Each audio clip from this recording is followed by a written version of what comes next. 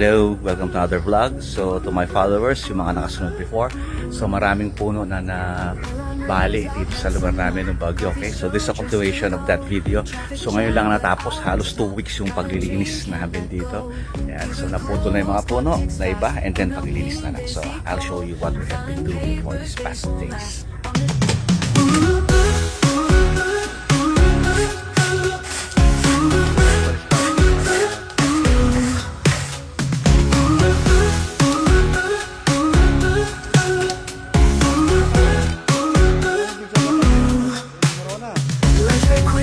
To eat, back again at my desk, pushing hard, feel the heat, sweat and tears make no mess.